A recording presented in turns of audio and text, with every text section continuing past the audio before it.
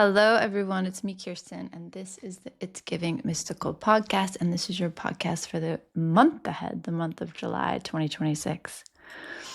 July 2026. Okay, so let's just take a second. Let's take a second, pour one out for June. Let's go back. Let's kind of rewind and review. June, we had the Lovers in the Tower. That's just big change, dude. It's like figuring out which lane you want to ride and feeling the world kind of flex and flow and rearrange things to support you. And I hope that you find yourself beginning this next month, like just with a deeper exhale, like an integration. This Capricorn full moon was very intense, very intense.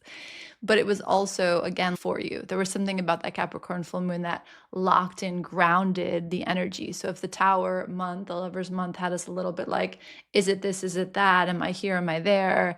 I'm feeling all this energy. I can't quite hold it. I'm learning to shift my container. I'm learning to what needs to be kind of cut away, what needs to be rerouted. Big infrastructure moment, June 2026. And the Capricorn full moon just grounded it. The Capricorn full moon was like, and seen. And here we are. This is the playing field. This is what we're working with. What feels different now? And I don't know if you felt this way, but since that Capricorn full moon, a little bit of a like a settling down of the energy and some of the learning, some of the rewires, all that stuff locking into place.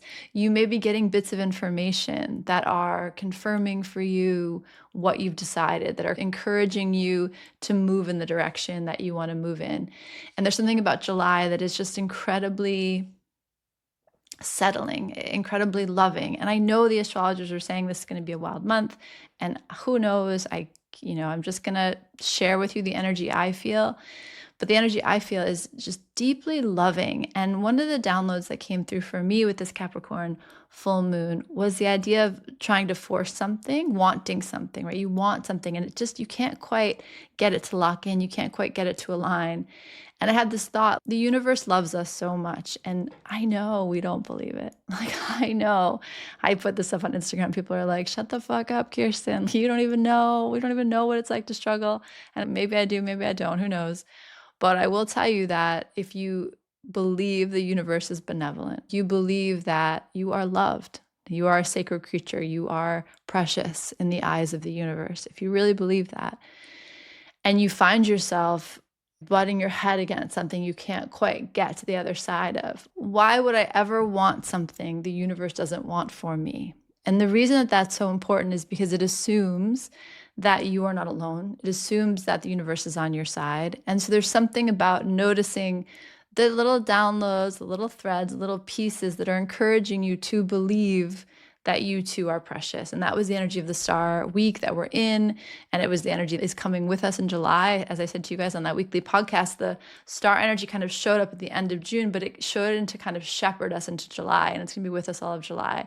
And the star energy really is about replenishment, nourishment, recovery, rest. The idea that you are held, baby, you're held. So it's not just a sense of, oh yeah, the earth holds me, Pachamama holds me, gravity holds me, my body holds me. It's this sense of held and adored. And one of the things that I really came up against in June was I felt myself buffered. I felt like I was in one of those, it is not the most elegant way of saying this, but those like plastic balls that the kids step into and they bounce off each other, right? Like play sumo wrestling with those big, like puffy balls.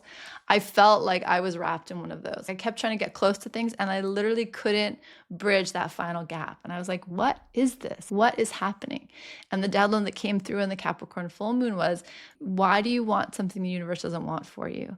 Meaning, trust us. This is the star energy. Trust us that we are lining things up for you. Trust us that there is something that encourages you to feel safer, that to feel more alive, to feel more like you're expanding into it. And when you are in these processes of reforming, you can kind of just default and head towards things that you've known, because we all do it. We all want comfort. We all want the comfort of connection, of what we've known, of something that feels like it's going to maybe stay a little stable in this chaotic, continually changing universe. But we're in this this portal, this movement of this year that is asking for more. The Wheel of Fortune year, we can't forget that. There's something about this year that is trying to move us along. Alignment, alignment, alignment. And not alignment with what's been, alignment with what you are becoming. And so when you're in these transitional moments, you're going to find yourself trying to get to things that feel like they ring a bell on some level. And when the universe continues to shepherd you away from that, continues to move you away from that, be curious. Why? Is it because they don't want me to get what I want? No. Trust me, I've had that thought. Such a little pain in the ass. I don't know how the universe loves me like it does, but it does. And there's something about, okay, well, what if I trust that I'm being shepherded, buffered, moved in that direction for a reason? And that's the energy of the star. The star is going to say, rest, baby. You're not just here. You're not just indifferently or neutrally here. You're adored. You are protected and loved and wanted. And there's something about the star energy that just kind of feeds you that way. So we talk about recovery, restoration, because it's like the star is not just, okay, a pause. The star is not the hangman. The star is not the four of swords. The star is not neutrality. The star is rest here and let me feed you. Let me feed you energetically. Let me feed you with love. Let me feed you with all the good things. Just fill your cup back up. And then also feel how there's this ever ceaseless exchange of energy and love between you and the universe. And can you open yourself to that more? Can you open your heart to that more? So the star energy is always going to say, let me love you. It's like the universe saying to you, let me love you. Let me love you, baby. Let me fill you back up. Rest here. Don't lift a finger. Don't lift a finger. Just lay here and let me take care of you. Let me love on you. Let me fill you back up. Let me speak my words over you. Let me speak my prayers over you. Let me show you the path that is bigger and more beautiful and brighter than you could ever imagine. It's good stuff. The star is good stuff. And the chariot, we're always in a chariot month in July, right? So July is always going to be a chariot month. Is there anything else I want to say about June? June just was a lot. So we all know that. And so July, I think you can feel that there was this really smooth transition, Capricorn, full moon, star week into July. So there was this really beautiful, smooth coast into July. And I do hope that July offers us a minute to catch our breath, a minute for us to, be restored. That restoration feels like, it's not a word I usually use in terms of our spiritual journey, but that feels like it's here for us. I like that word. Okay. So the chariot card is 7. It's always the energy that's with us in July. The chariot's interesting, right? Chariots, because it's a 7, and you guys have heard me say this before, 7s in the tarot are the number of mystery, the number of kind of the unspeakable, the unseeable. It's the energy of the black box, meaning that you go in one way, you come out another, but you're not really sure what happened in the middle. The process itself remains mysterious. This is the number of the mystic. 7 is a number that we just have a hard time grasping. And the chariot card is no exception. When you study the tarot, a lot of these cards, you're like, oh, emperor, foundation, stability, I get it. Empress, creativity, abundance, I get it. The chariot card, it's like, what? Power, will, but a specific flavor of will and power. What do you mean he's moving, but he's not moving? There's just this kind of like natural mystery and confusion and inability to nail him down. That is the chariot energy. So just know that July is doing its thing, and it's a good thing. It's a beautiful thing. It's a bright, solar, energetic, power infusing thing. But it's not something we can pinpoint and be like, oh, that's the word, or that's the vibe, or that's what we're doing. With the chariot, it's not an easy thing to digest. It has a little bit of a mysteriousness to it that's just inherent, and we just want to ride that. We want to be aware that that's part of the medicine of the month. But the chariot card has to do Cancer energy as well. So Cancer's here with us. And one of the things I always think about with the Cancer energy with the chariot is that Cancer is Pisces, Cancer, Scorpio. Cancer can get this rap for being maternal or being a little bit prickly or closed off. Pisces is like, I'll do everything. And Scorpio's like, I'll go everywhere. And Cancer's like, I will stay home. But there's something about Cancer that's underrated. And you guys have also heard me talk about this before, I'm sure. But Cancer is the cardinal water sign. And cardinal signs are interesting. Cardinal signs create energy. So again, Pisces is immutable water, so that means that it's going to go with the flow. Pisces is like, where are we going and what are we digesting and what are we exploring? And there's this way in which they have a flexibility, like an inherent flexibility in their emotional body and their water body. So they can work with and survive and thrive even in any emotional terrain.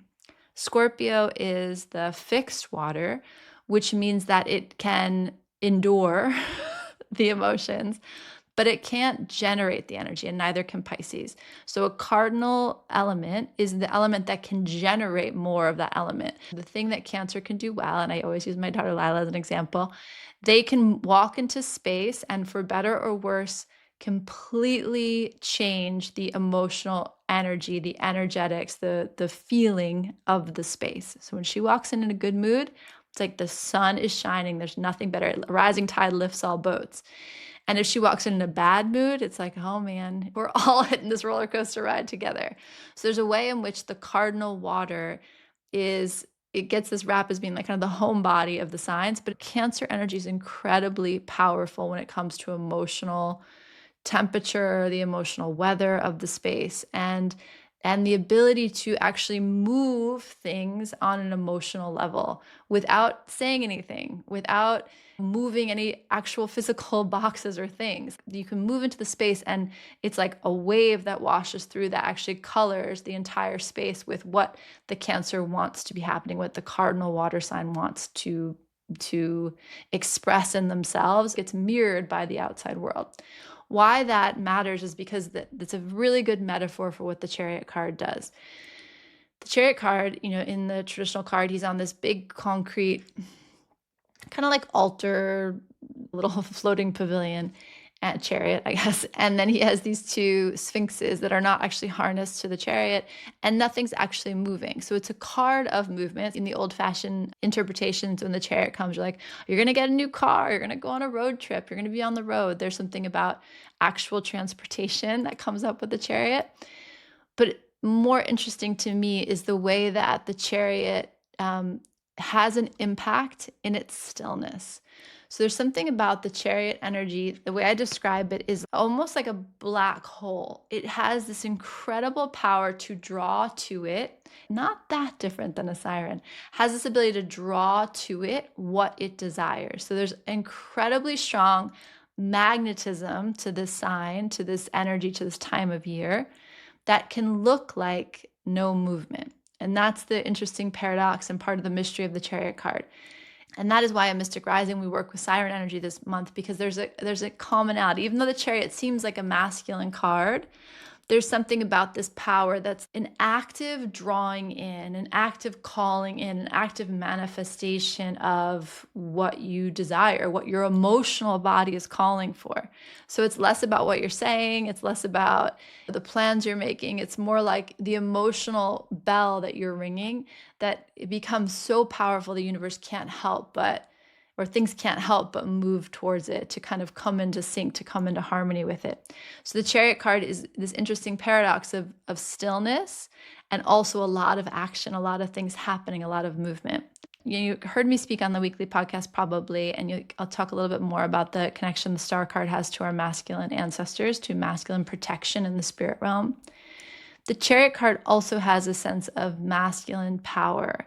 So there's this kind of confidence. And so we talked about it from the cardinal aspect, the cardinal water aspect, but you can think about it also from a solar plexus. So this is our masculine power center. This is my right to be here. This is my right to want. This is my right to have ambition. This is my right to go out and conquer and fight for things. So there's this very active principle with the chariot card of just confidence, like solar confidence. You can call it masculine. I would describe it more as solar confidence. Like, I am a being, and it's the Leo energy. This is where the Leo kind of hints in this July. This Leo energy of like, I came here for a reason. I have this body for a reason. I have these desires for a reason. I have these tools and these facilities and this magnetism for a reason. So there's this connection to what I want to do. And it's not about a feminine desire. It's like this masculine energy of what else is possible. And so when you have the chariot card with you in an energy, there's this reconnection, this recentering in me. And the lovers is it you? Is it me? What are we going to do? Differentiation and fan union. And I don't even know what ends up. And I want to get close to you, but I also want to remember me. With the chariot, the chariot always has this energy of like, whoop, like whoop, like out of a sci-fi movie where the power just consolidates. And the chariot's like, oh, wait a second. This is what I'm here to do. Or and you can even connect it to the lovers and the tower of all that energy. The container shifts, you choose a path, and there's no confusion now. All the confusion is gone. There's just this sense of this is what is for me. Full stop. End scene. Here I go. So there's something really powerful about the chariot, and it does have this masculine animating principle of my solar plexus. I'm here. I am here and I matter and I've got stuff I need to do. And there's this unstoppability and kind of this courageous admiration for how hard we fight to make ourselves known, to express what we're here to express, to see what we're capable of. This is the card of an athletic pursuit. I want to do this. I want to see what my body can do. This is the card of ambition. I want to see what I can create. This is the card of I want recognition. I want to be seen as powerful, not because I need the validation, but because I want to achieve some level of visibility. This is an interesting time for you if you have a visibility wound or you're thinking about, I don't know what you're allowed. Are you allowed to want what you want? Are you allowed to be seen wanting what you want? Are you allowed to be seen as an individual in and of yourself, as a right to be just as yourself? So depending on where you were over this last month, whether you felt yourself called more towards union or more towards differentiation, this may or may not be comfortable, right? You may come up against this is me, someone else being like, well, this is me. And when you find the right people, there's an amplification of that power. But if you are not heading in the same direction, there can be some conflict around that. But I don't feel that here. You can say about the chariot card in general. But here, what I feel, what's really interesting is these both are pretty solitary cards. And solitary, one is, the chariot's really in flow with the universe and with their power. And the star card is really in flow with the universe and in their ability to receive adoration from the universe and from the world. But when I put them side by side, I actually did feel this duo energy. I know that's come up before, and maybe for the Gemini season, or maybe for lovers, I said that. But this sense of opposites attract, that's the energy. And so it could be something that's happening in your own system. It could be something that's happening outside in relationships. But the sense of the part of me that is trying to create and the part of me that is fed, that is inspired by the universe, nurtured by the universe, the part of my cup that gets filled so that I can create, I can build something. It feels like a feedback system where, and again, this could be like an internal thing or this happening in relationships, but like I can nurture you, feed into you, and it makes you shine brighter. And then as you shine brighter, you can feed into me, and then I can shine brighter. There's like mutually beneficial system. And for some reason, the unit of measurement feels like duos. So this could be happening in your own system, like a duality in your own system. It could be happening in a larger community.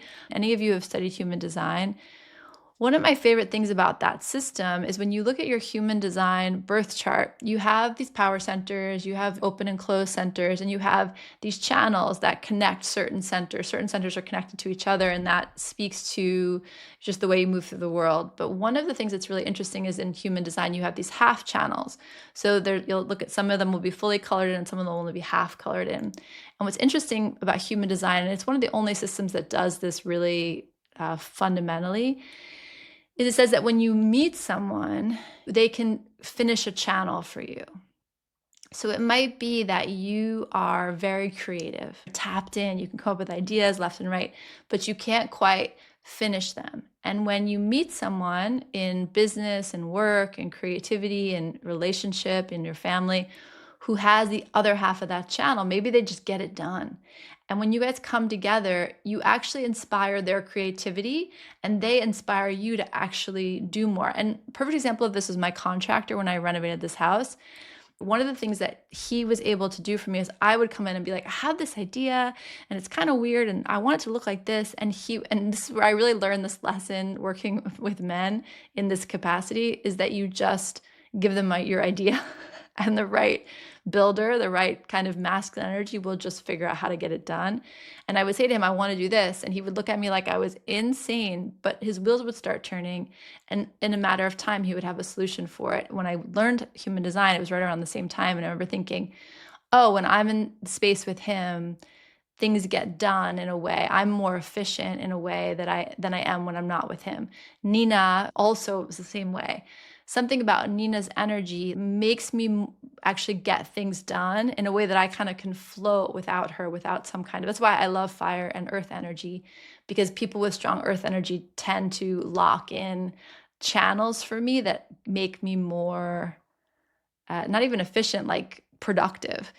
And so think about a place in your life or a relationship in your life where you have this natural capacity, but you can't quite finish the job yourself. And this person comes in and all of a sudden a part of you gets fired up. That's the energy I'm feeling. We're connecting with people in a way where another level of our experience or our expression gets unlocked.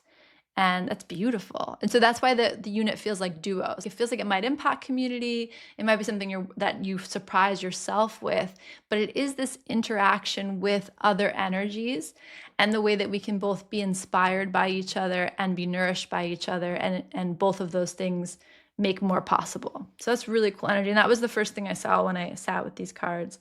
And there's also this energy of mutual respect. Something really interesting about a feedback loop, about mutually beneficial system.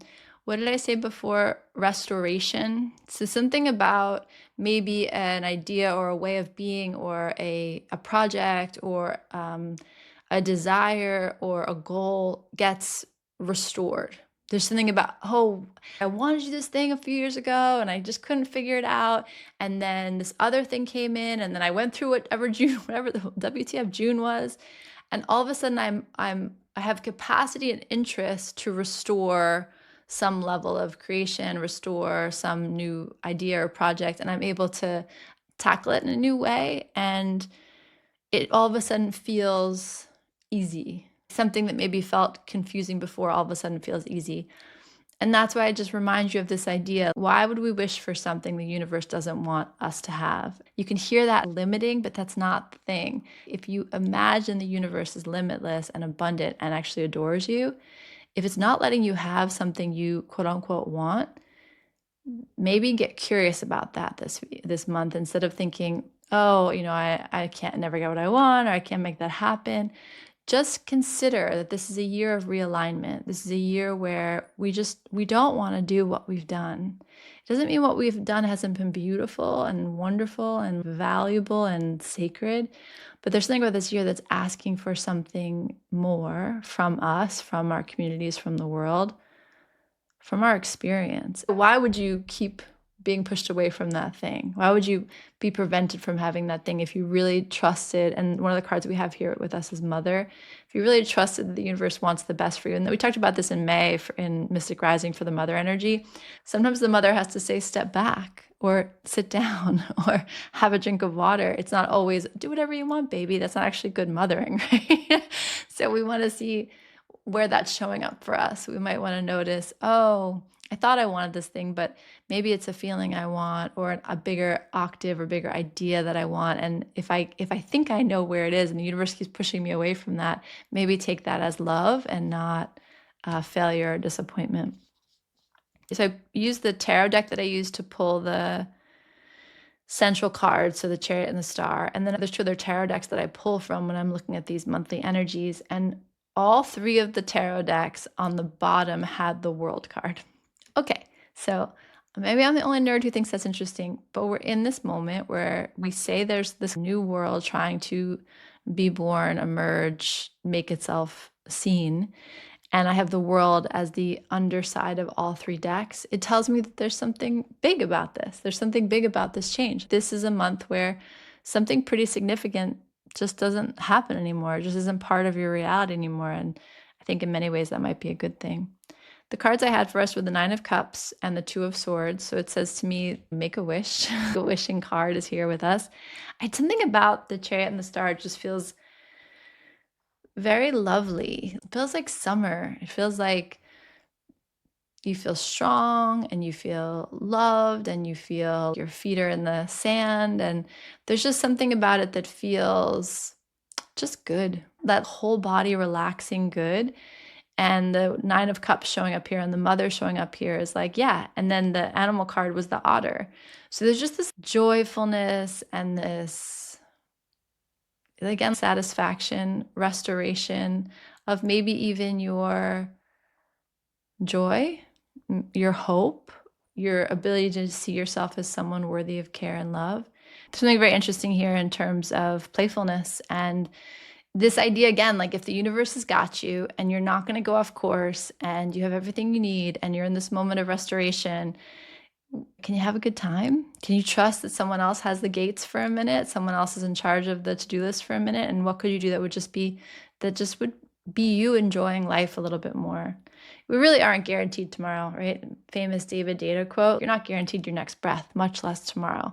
So what do you want to do today? And I always, my nerdy example, but it was a couple years ago now that I was on a surf retreat and I was biking there and I was doing yoga and I was walking and I was having my coffee outside and I was like, I love this. This is the life I want. And then I remember thinking, you could do all these things at home, you just don't. And so I came back and I was like, I'm just going to start living this way at home. I'm going to start biking to yoga and having my coffee outside and prioritizing movement. And I did. And I always love my life, but I love it even more now. Where is that for you? Where could you already be doing exactly what you want to be doing right now? And why are you not? That's on you. There are things that we do that obviously there's stuff that costs money or time, but a lot of things we could just make small adjustments and be living a life that feels more authentic and more satisfying. That's possible here in a very playful, loving, kind of easy way. So that's cool. Anima Mundi, Dragon's Blood, was here with us, and that's also energy of the world. So this is a new order. Some pretty major chapters closing and reopening in July. So be here for it. What does that look like for you? The other card I have from the Kuan Yin deck is Her Hand Gentles the War. So just in July, it doesn't have to be hard. Famous last words, Kirsten. But it doesn't have to be hard. And any efforting you're doing around decisions, around forks in the road, if you can, just let that go. It's going to get itself worked out. You're going to see what you need to see. And I'm telling you, in July, any missing pieces of the puzzle are going to fall into place. So anything you've been kind of noodling or wondering about, or how would that happen, or what would that look like, or why is it like this, or why is it like that? Anything that's mysterious just doesn't hold in the light of the sun. And it doesn't hold in this energy of the wishing card. It doesn't hold in this energy of playfulness.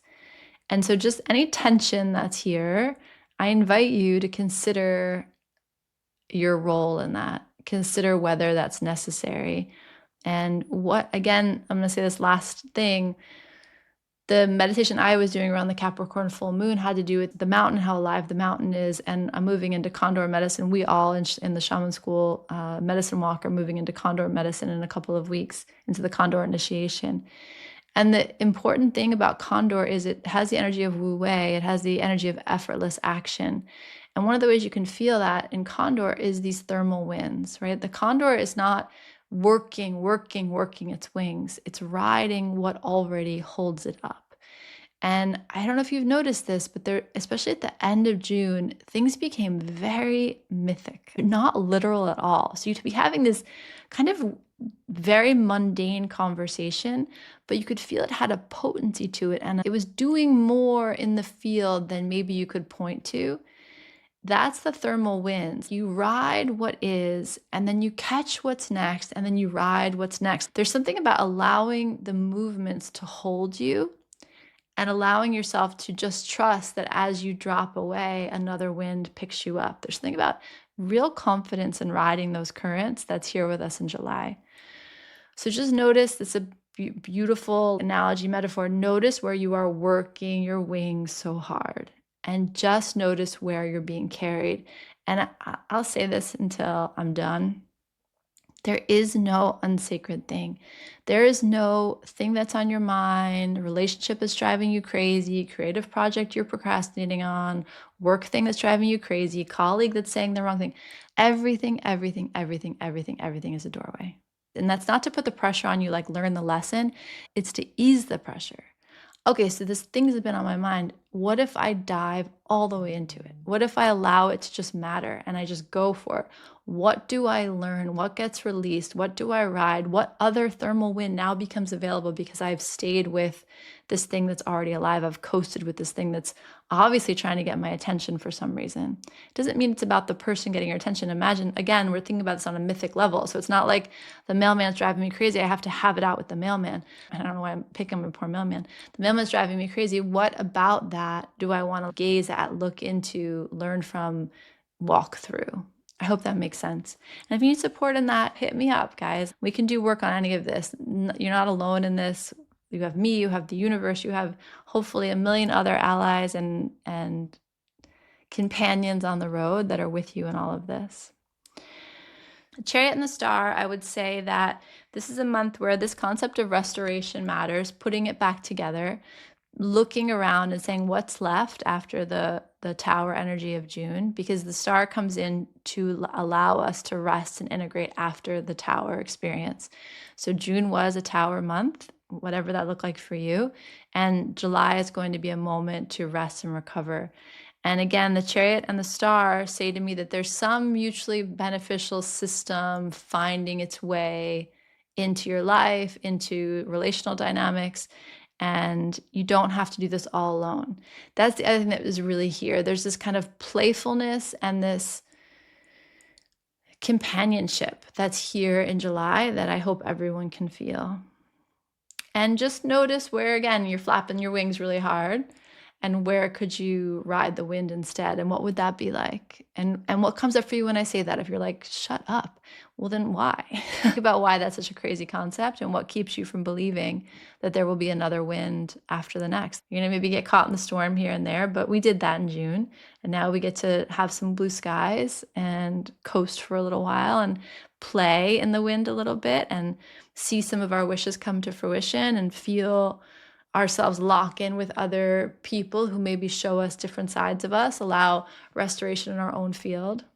Good times. I like this energy. And I know that the astrology might be saying something slightly different, but maybe not.